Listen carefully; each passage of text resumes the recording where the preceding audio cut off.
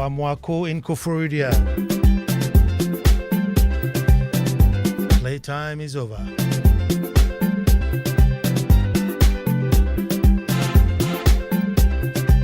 And we start the way we start.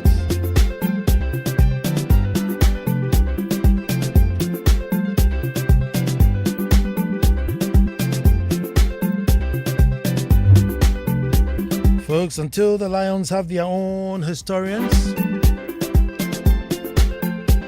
the tales of hunting would always glorify the hunter. And you know, I'll say that again.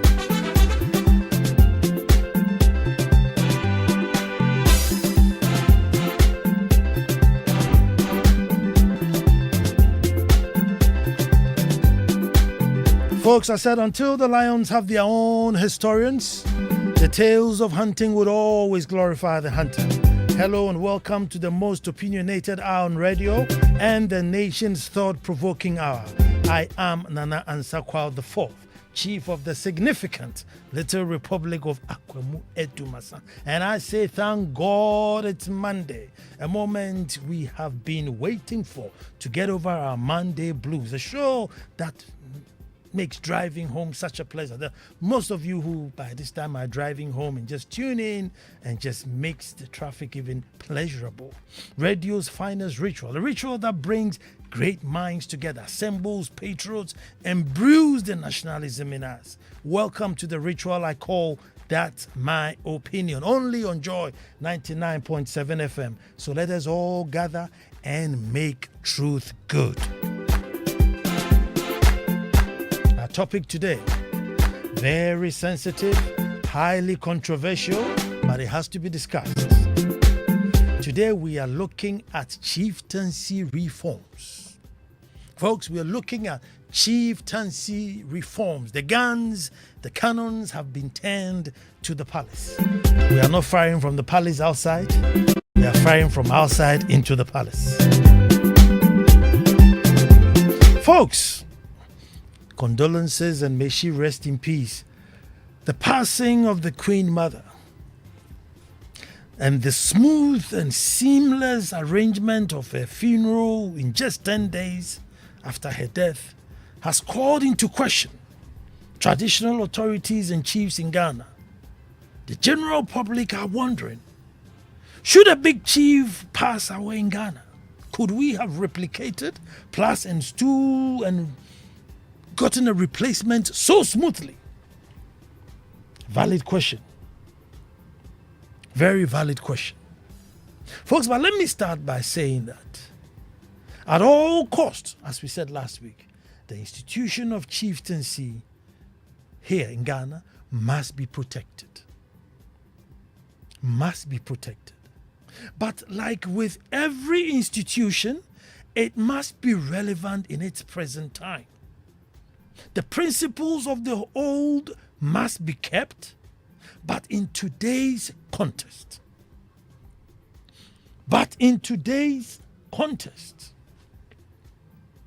The times have really changed. Folks, the reasoning for the seemingly chaotic arrangement and the secrecy and the mystic were very much needed back then. The question is, are we still relevant, and are those things still applicable in the year 2022? Have we even sat down to find out why it is some of these arrangements were arrived at before we, bearers and custodians of culture, just carry on? Folks, some of the reforms I will propose will be too revolutionary and too radical, but I believe that in order to stay relevant, in order for chieftaincy to survive another 200 years, 500 years, we must look at them. We must look at them.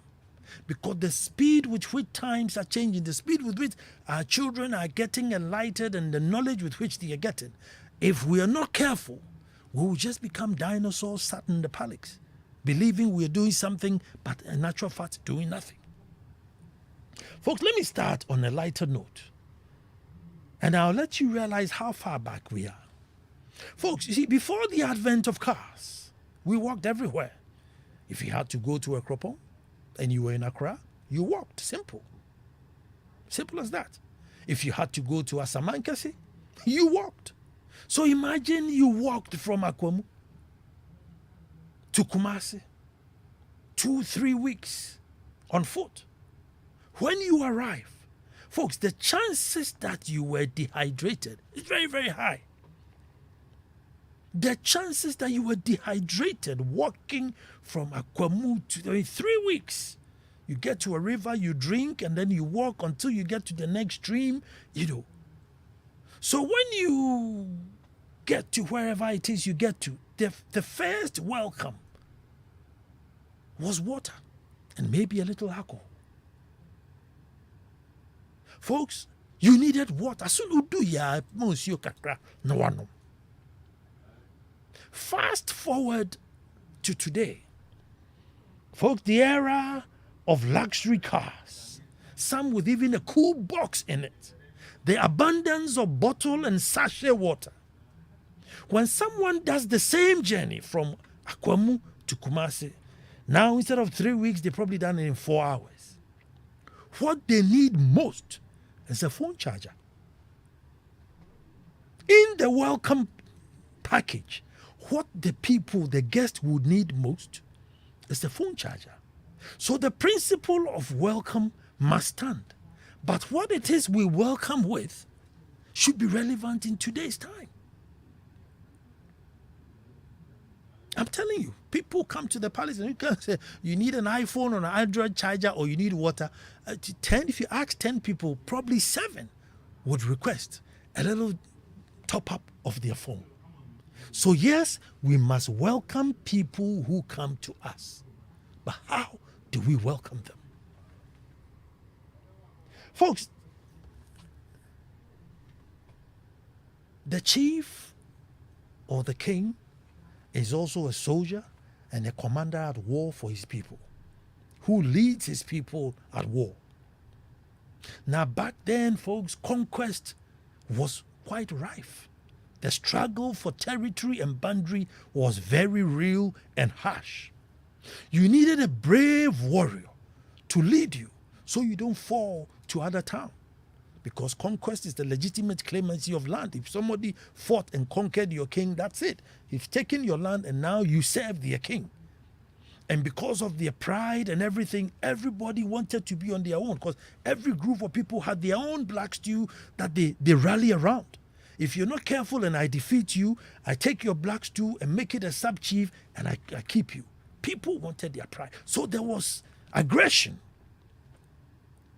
Folks, because of this, they created many stories, mostly of a mystic and superpower status about their kings. And this was to put fear in the enemy. The great Ansah Kwao IV. Folks, the great Ansah Kwao IV of Akwamu, oh my God, we are told he was fully bulletproof on the battlefield. He fought in a mahogany cloth.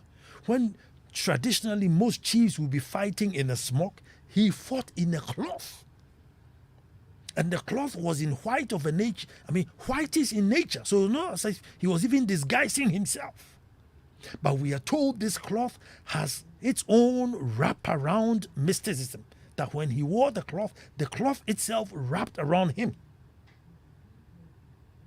And he was nearly invincible. He was almost invincible. Folks, legend has it that when he was tired and wanted to rest, he will shake the cloth and bees will surround the area. So you dare not come within his zone because he was now being protected by bees. So folks, in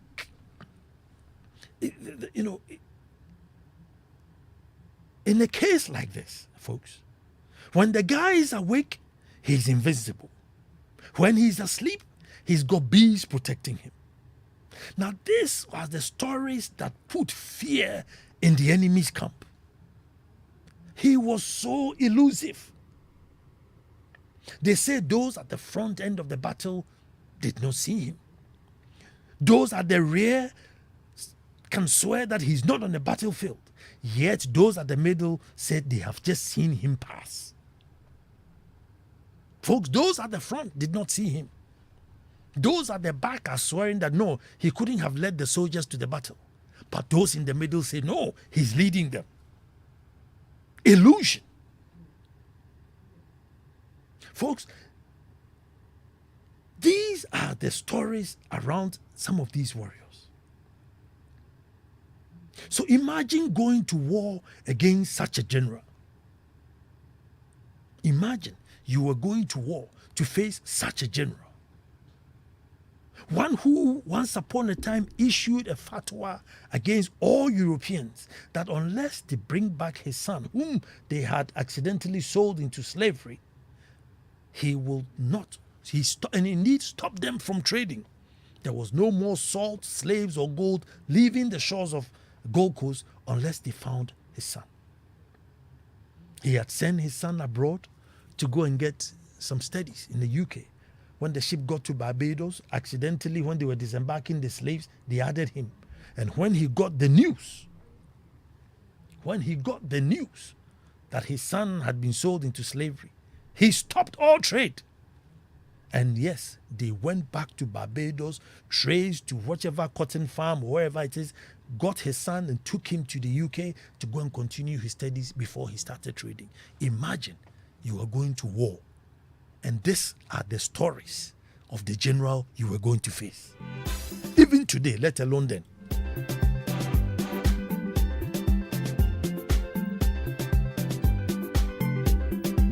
So now, imagine such a king or a general dies. Folks, you don't hurriedly go telling your enemies that the general that they feared the most has died. Folks, you would keep it quiet until you find another general who that can fill these big shoes. And back then, every king worth his salt today, every paramountcy worth his salt, has a village. Every king has a little shack or little town somewhere, which is like a private village to whoever is an occupant of the stool. So in his long absence, if it's a bit unusual, the elders who are around would announce that he's gone to the village to rest. Because so far as he's alive and the general is there, the enemies were scared. That is the reason why when the king passes, is shrouded in secrecy and kept quiet. But today, folks, which one of us is bulletproof and sleeps with a blanket of bees? Who is going to attack Edumasa? If I was dead today, who will attack Edumasa?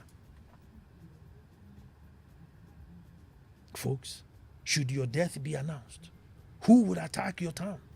But yes, I strongly believe that the announcement should by all means come from your family or your quarters.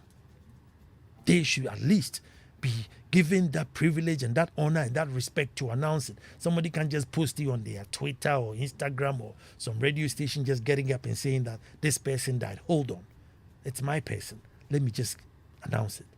But it shouldn't be shrouded in secrecy and long stories where the body is kept in the morgue for years and years, brewing tensions, speculations, and litigation. That, I think we have moved past. Because the reasons for the secrecy is not applicable today. But the decency of your family announcing the death, that I think we should respect, no matter how modern we are. Folks, then we come to the issue of succession.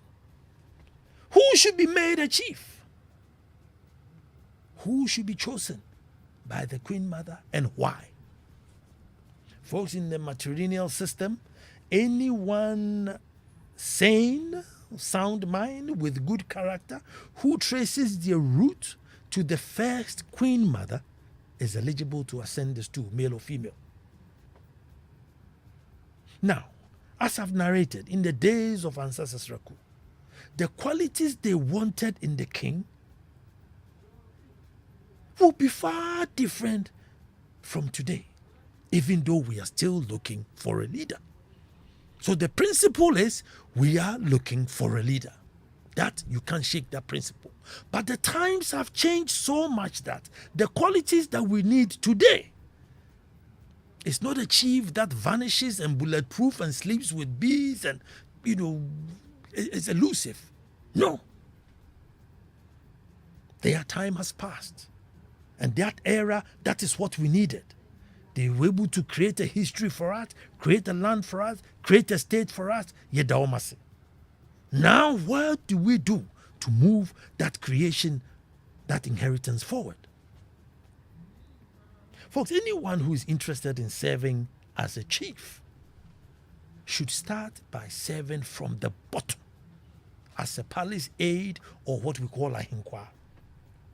You should be there serving from the bottom, helping with the little brollies, helping with arrangement, help with serving, help with receiving guests. You should be in the palace serving from the bottom. He or she must have formal education, folks, in environmental science, sociology, psychology, agricultural science, agricultural economy, land use, land economy, basic town planning, children and gender issues. Folks, before you can even be considered, you should arm yourself with these qualities at least to a diploma level. Folks, and let me throw in a course of leadership. Have a little course, do a little study, weekend course on leadership. Folks, if we don't realize the times we are in and the requisite qualities to face today's wars, we will instill chiefs who can only do their best, just like the Peter principle. But we don't want you to do your best. We want you to excel.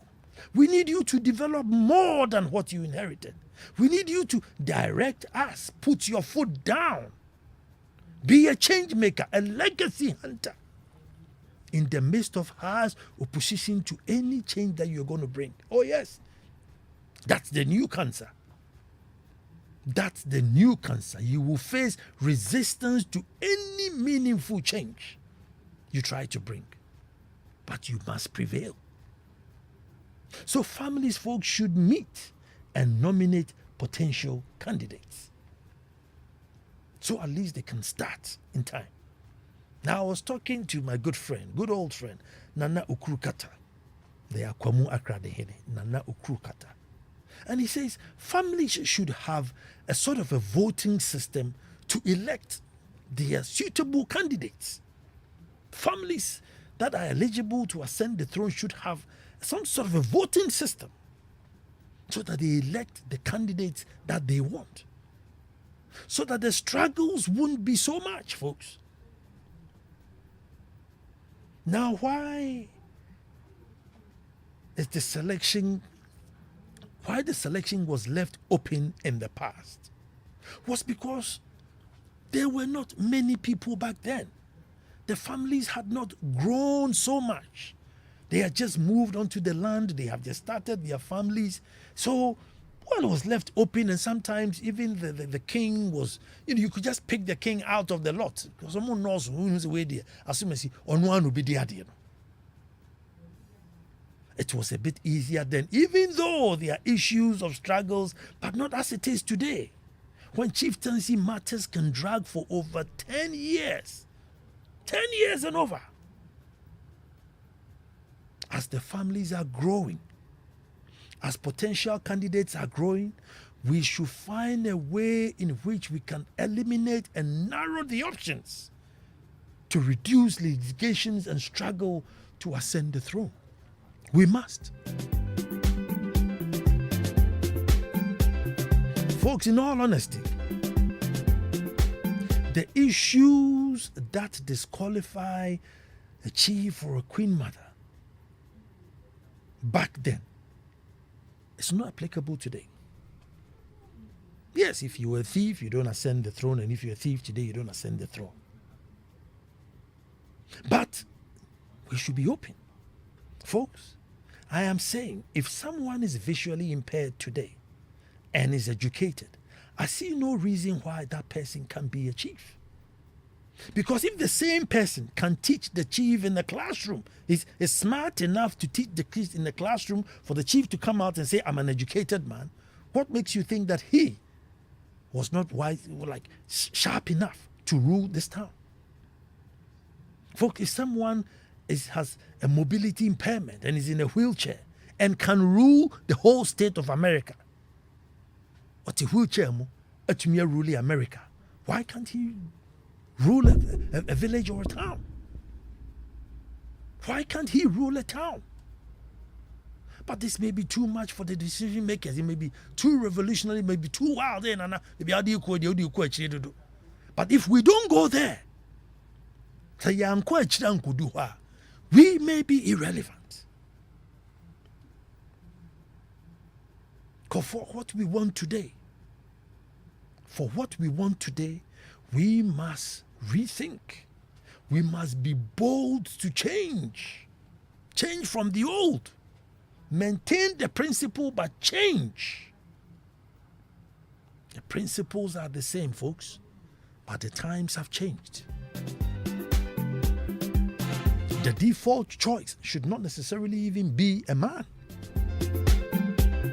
In today that the families have so grown that you have male and female all educating themselves, you go and find some stools vacant. Why? They can't find a suitable man. Meanwhile, they have women who have excelled. They are doctors, they are businessmen, they have achieved a lot, but they are still in the maze looking for a man.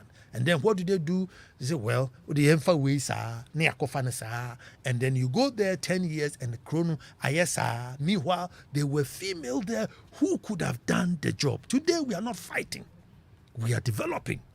We are bringing enlightenment. We need networks.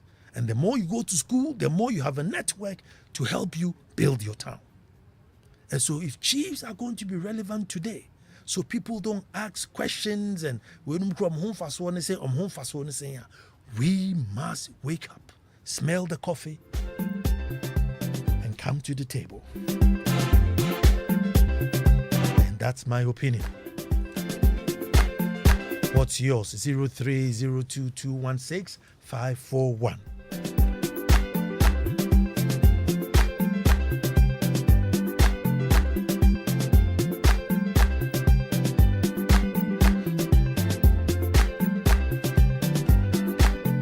That was my opinion.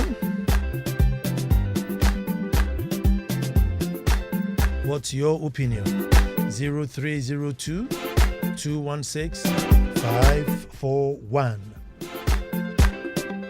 Okay, who's my first caller?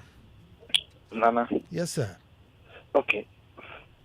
So, see, transition has been the problem. I keep saying this, Nana. Mm-hmm. While we evolve, we are not able to tell what we are doing away with, what we are holding on to, and what we are adding new. Mm-hmm. That has been the problem. Because if the world catch up to us, we resist it. We are so stuck in our ways. And I always say, you can't be a revolutionary when you are so traditionalist. You are stuck in your ways. Definitely, it's not everything that we can hold on to whilst we grow. Some things will have to change, but it's not everything. Mm-hmm. So how do we transit? That has been the question. How? What are we holding on to, and what are we letting go?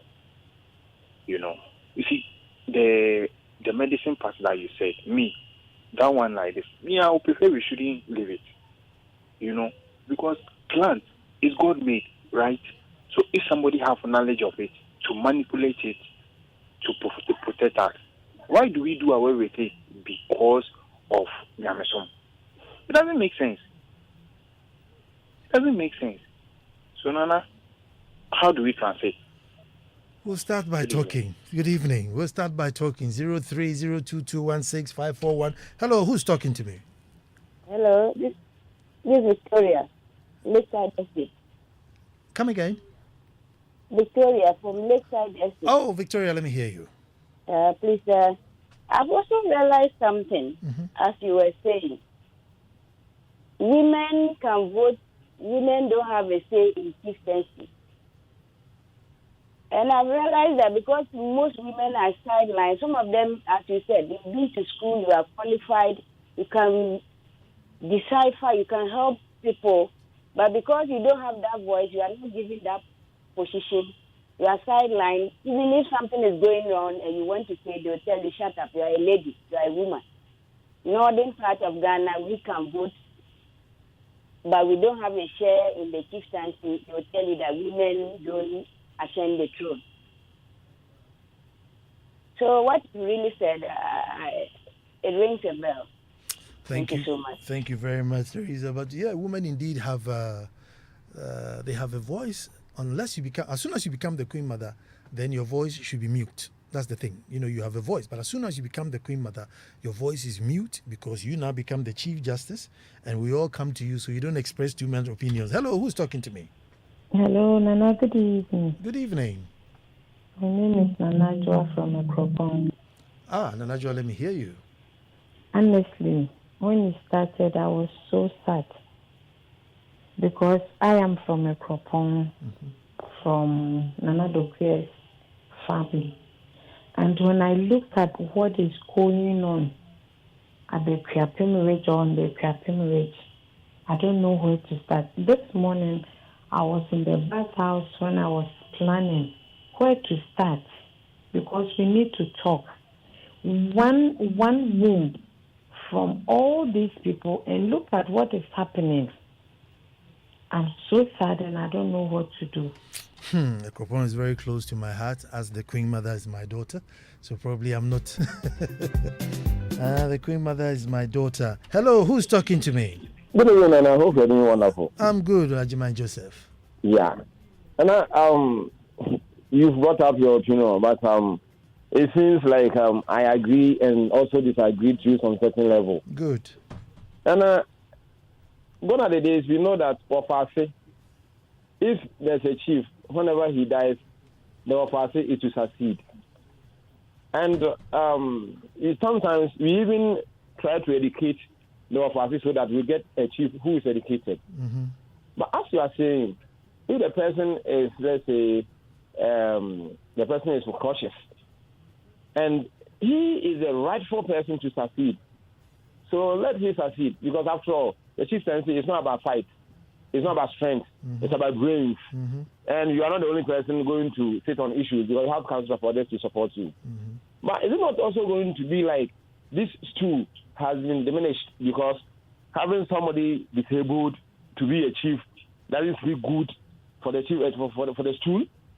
That's my one question. Okay. Also, if the rightful person has been denied based on one or two reasons, and we choose different person because they think he qualifies very well, is it not going to have special implications with the chieftaincy issues? Because do we also let the successor be aware, even at his tender age, that you are the next king or the next of kin, so behave well, so that the person would, upgrade himself? Or we allow the person to grow before we alert the person to be aware that he is going to succeed? Well, thank you very much with all the multiple questions. But, back in the days, if somebody couldn't say, we say he was disabled. Case closed, he disabled. But today we are saying that disability is not inability. It's just that the person can't see. It doesn't mean he can't think or can't write or can't do anything. So if he has somebody to help him to do this and that, and I'm saying this because when I need to know like some of the intricacies, of Edumasa, the person I call is blind. And he knows where every tree is, where every stone is, which family it belonged to, who gave to them, why Neniefra. So basically I'm sort of sometimes ruling through him, yet he can't see. It doesn't mean say he's a mental patient. No. Hello, who's talking to me? Yes, this is Bansi Bosevas from the Upper West region. Let me hear you, my brother. I think it's such a lovely conversation, and I agree with you totally. I think anyone taking a read of the Foucault Joma book, In the Chest of the Woman, will really appreciate this so well. because in that book he creates a scenario where a queen was allowed to read, but in another breath, they could not allow a female to come to be the leader again. What an irony indeed. And I think, just as you said, we have to start thinking, and we have to really try to revolutionize some of the things that we have held on for a very long time. On the issue of persons with disability, I think it's a great point to be made, and more especially the emphasis laid on your reference point when it comes to certain critical issues. I think people have to understand that the world of the person with disabilities is not different from the world of those who call themselves so-called abled. We live in the same world, we share the same problems, we do the same things, and perhaps we may need some little effort from others to be able to do certain things. But it certainly does not mean that you are dumb. It certainly does not mean that there are things, it certainly does not mean you cannot do anything. So we definitely need to be able to do a lot of things in this particular sector and see how best we can make our country a better place by including everyone and making sure that we start from the experience and knowledge of every individual so that our society will be a better place. Thank you very much. Thank you very much. 0302216541. Hello, who's talking to me? Hello. Hello. Yes, sir. Who's talking to me? Yes, sir. My name is Yao. I'm calling from Adenta. Let me hear you, my brother. Yes, so I was listening to your intro, and I loved it so much. Just this afternoon, I was having an argument of the sort to my friend. I was asking him the relevance of chiefs. I was of the view, was a bit extreme though, but I thought I was a bit extreme. I thought chiefs have outlived their relevance in recent times. And I think the reason was simple. Your arguments have made it clear to me now. And I was actually pushing the case that chiefs, in a way, have contributed to the galamsey menace we are trying to fight. And if there are any issues even in society and police gets involved, everyone will want to talk to the chiefs to go speak on their behalf. So I think your arguments are sound. I'm very happy you brought them up. Thank you. Thank you very much that you tuned in. Hello, who's talking to me? 0302216541. Nana, thank you very much for this insightful conversation. Please, I want to ask if you ever thought of becoming president of Ghana. I'm president of Edumasa. I'm president of Edumasa. So with the issue of success, I think Ajimai Joseph was asking, what I'm saying is that, you see, now the families have grown and extended and extended and extended. So there are families who have, maybe they'll have about 8, 12 people who are all of age and eligible for the stool.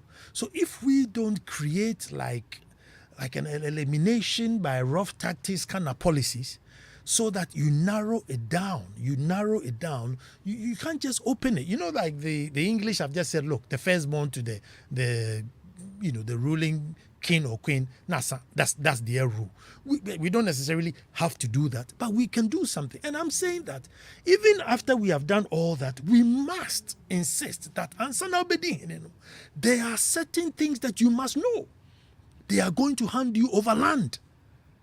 Do some land economy and some land planning.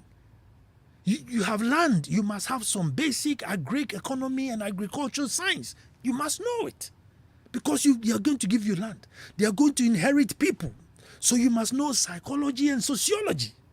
You're going to be a leader. You should do a little course in leadership. You're going to have women and children, and mostly in the rural areas, sometimes they are deprived. So some gender and children protection issues you should be aware of. You should spot, when people come into the town and as a chief, you should be aware. Concern yourself with the local schools. You must. You can't just assume, say, Yakofana Bediade, so he should know. How will he know? How will he know? So that if you are indeed, interested in, becoming the chief one day, equip yourself. And the Queen Mother should make sure that they see you equipping yourself in that line. So that eventually when you are handed over, you don't come as an ignorant person trying to do your best. Hello, who's talking to me? Nana. Yes, sir. I'm Kwame. Kwame, let me hear you. Yes, Nana. Thank you for such an insightful topic. And I think, indeed, times have changed. Yes. Yes, what we used to do in a century ago cannot be done at this time. Yes, and also it is time that everybody is brought on board. Regarding persons living with disabilities, I'm trying to emerge into the larger society, and yet people are impeding their way. I think that I personally would always want to call, people as handicapped. Such that, Nana, take for instance, if you are giving a flight, an extra to pilot, and you don't have that expertise, are you not disabled in that context? Mm-hmm. So it could be applicable to everybody. The fact that somebody has an impairment doesn't mean the person is bereft of ideas, the person is empty.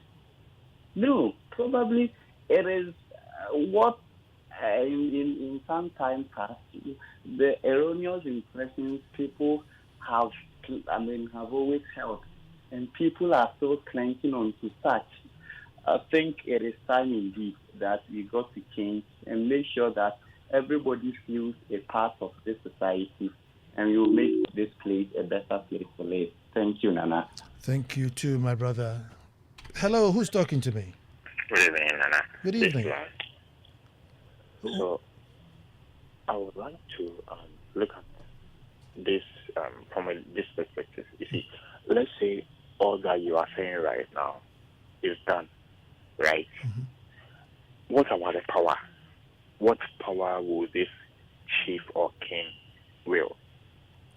Because in the kind of world that we live in right now in this Ghana, all the power has been given to the president, to state institutions. So if a firm or an institution should come to a community with an accreditation to do something, most of the times these chiefs are not able to say no, what you are coming to do will harm the society in any way. So how about the power bit? What's going to be done about it? Well, you see, there's no such thing as small power, my brother. Even if you have 1% of power, power is power. That's one thing. That's one good thing about power. You see, if you are a chief and you are confident and strong enough, and you are driving your people along, you are able to stop certain things from coming to your town. Say, I'm telling you, you can put your foot down and say, and you frustrate the person legally, Nana, without causing harm. See, what you are saying, I understand perfectly well. It's true. But we live in a country where, say you are moving with a force, whereby your people will support you, fight against these people. They will go out there, come back to Accra, because this is where most of the institutions are. They'll come to Accra, and the next thing, when they are coming the next time, they are bringing security personnel. But see, admittedly, maybe you can't win all the fights. But if the chief is equipped with proper knowledge, at least it gives you half a chance for us to move in the right direction. But some of the chiefs, only confidence, just it is a DC Kraba Osro. Assemblyman, you go to some towns and the assemblyman is like the Oglozo there. There's the chief. No, because of it's exactly what I'm saying. Power. Apart from Otunfo and the Achim king, that you go to Kumasi on a 246 that you are coming to do this project, and I think it's not good for the country. That or then a 90 FEMA, you can't do anything about it. I can't say same for majority of the admittedly, at a certain level, those boys have more power. Admittedly, but if you come down to our level, yes, there was some power. At least I say I can say no. I didn't do myself. I deal with me. Yeah, I deal with me. Look, Edumasa today, fine, maybe not government level, but if you call any chainsaw person to come to Edumasa, even the chainsaw person, you don't no crime. Chainsaw papa no cry to yana kaso man. Oka chainsaw Edumasa, he dare not. So you see, even at our small level, we can do something. Maybe when it gets too big, it will go above me. But all I'm saying is, at least let's equip chiefs to give their people half a chance. There's no such thing as a perfect rule anywhere, but at least let's give ourselves half a chance. 0302216541. Hello, who's talking to me? Hello, Nana. This is Kwikopong. Koko, let me hear you. Nana, you are really spot on in your explanation of this chiefs losing that essence of power, and I believe that's what the caller just witnessed, because we don't see the impact of our chiefs in our various communities. So the essence of chieftaincy in the 21st century has to be redefined. I believe that chiefs about 100 years ago, their duty is to protect their subjects. That relevance has not changed, but it's in a different dimension now. And that's what chiefs have to take on. Chieftaincy as an institution should not be seen as subservient to the central governance system, but it should play a complementary role. So it's time chiefs rally their subjects around them, see the needs in this 21st century, and try as much as possible to provide for them. And that's how we will see their essence. That's how we will see how impactful they are in the society. And that's how we see how powerful they are. Now, a chief is powerful not by how strong and mighty you are, as you said some years past.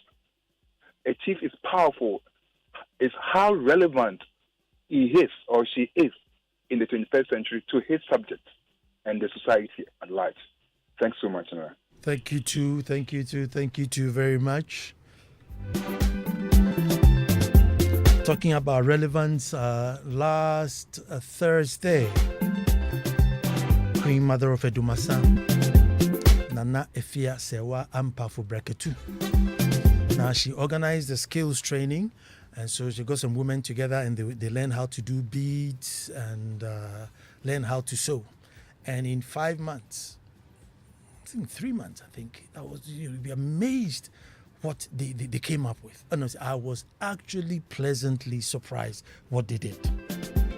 Just equipping them with some skills.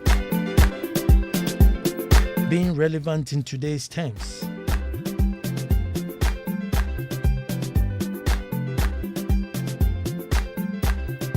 So I want to say thank you to Mama Ateyi of there.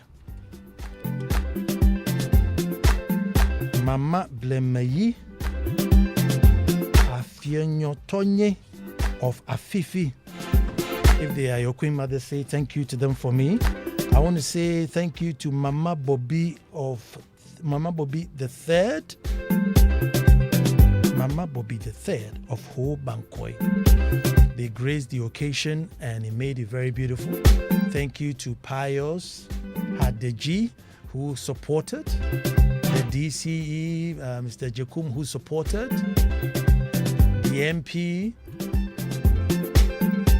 Thomas Ampim, who supported. I want to say thank you to National Lotteries Foundation, who also supported. These are support in the right direction. So thank you to Efia Sewa for having the initiative and seeing it through. And today the girls have, skill. 3 months ago, they couldn't sew. Today, they have a machine they can sew. They won't go hungry again if they're serious. Relevance of today's traditional leader.